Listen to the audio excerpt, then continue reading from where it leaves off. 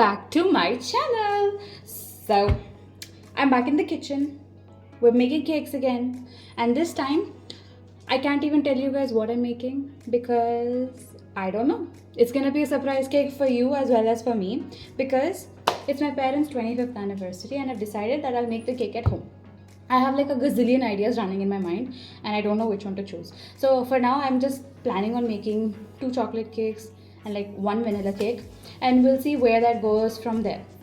I'm hoping that it'll be somewhere a mix of hazelnut, chocolate, whipped cream, and like Nutella and everything. But yeah, as mentioned, I have no idea where this is gonna go. Let us see. Okay, so let us get started with the chocolate cake. The chocolate cake mainly consists of the wet ingredients and the dry ingredients.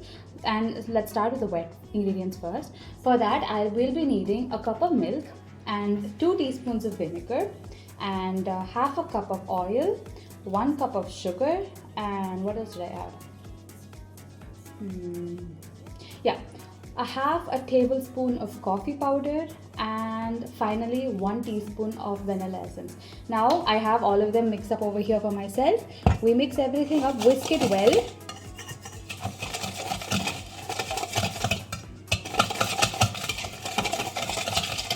Perfect.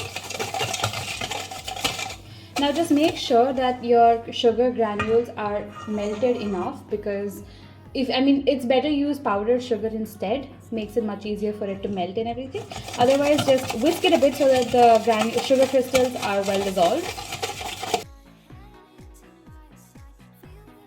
Okay, our wet ingredients are done. Now the dry ingredients. You're not supposed to over mix this mixture of wet and dry much, but then you sieve everything and keep it aside in the very beginning. So over here we have 1 cup of all-purpose flour and half a cup of cocoa, 1 teaspoon of baking soda, and 1 teaspoon of baking powder. So we mix everything together. Make sure you don't over mix it.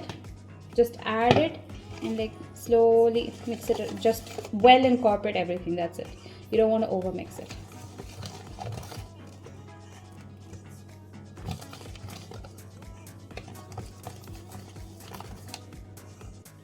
Now it is well mixed. We'll add this to a cake pan and bake it at 180 degrees centigrade for approximately 35 minutes. Alrighty, so now while the chocolate cake is baking in the oven, we will have the vanilla cake mixed up. So what is the recipe over here? It is the same as the chocolate cake, except there will be substitutions. So instead of a half a cup of cocoa powder, you will substitute it with a half a cup of all-purpose flour and no coffee powder. And yeah, that's it. The same recipe follows all along. So basically, instead of 1 cup of all-purpose flour, you'll be adding 1.5 cup of all-purpose flour. So now let's get ready to make the vanilla cake. And once that comes out of the oven, this goes back into the oven. Now while the cakes are baking and cooling down, let us get on to the whipping topping. The whipped topping. Oh, whipping topping. Funny. But yeah. So here I have the Delecta whipped topping, and we'll be taking approximately half a cup, and we'll whip it until it forms stiff peaks. And then, as I've done, you can also do the flip test and see if it drops on your head. So since we are making a hazelnut flavored cake, I thought it best to use the Nutella add-on. So we'll be adding 3 to 4 tablespoons of Nutella to the whipping cream, and we're gonna mix it again so that we get a hazelnut whipped cream. You can add as much as Nutella as you want based on your flavor palette.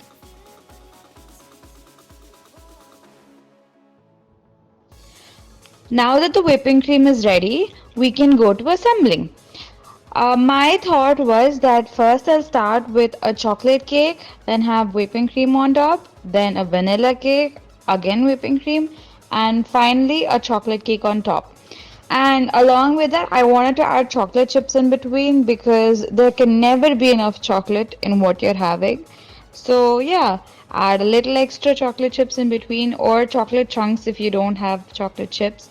Anything would do the job. And yeah.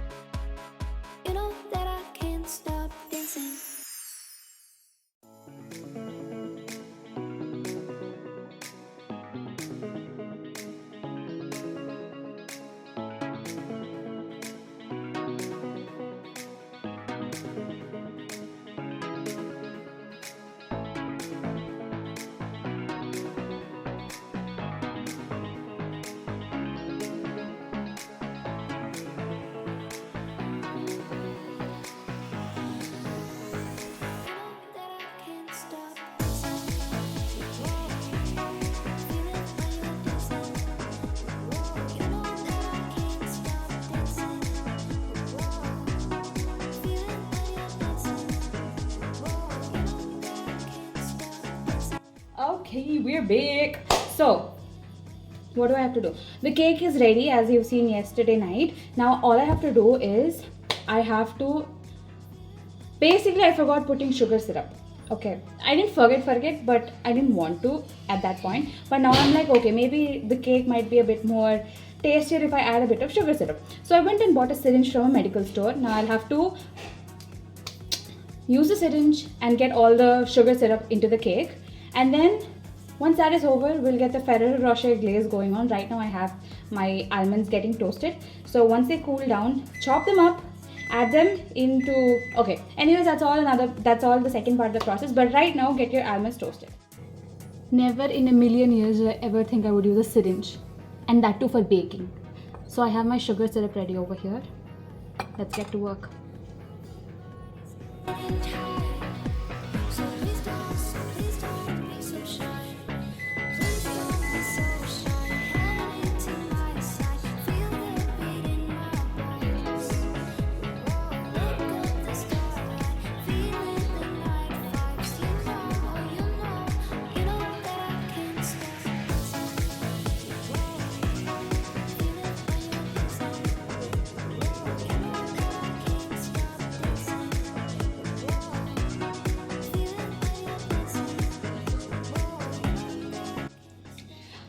Now we're on to the glaze. Grab yourself 250 grams of milk chocolate. I prefer milk chocolate, but if you like your chocolate not too sweet, then you could also go with dark chocolate. And now we will microwave this in intervals of 30 seconds. Mix it well properly until it's completely melted. And also grab yourself approximately 6 tablespoons of neutral oil which does not have any flavor. And over here I've got the roasted almonds. Roasted almonds. They are cooling down and we'll have to chop them up while the chocolate is cooling down. So you want them at room temperature so it doesn't melt the whipped cream that's on the cake already. So now I'll pop this into the microwave. Ferrero Rocher mix ready, cake ready. So now I'll pour this into the glass so it'll be easier for me to pour. Okay.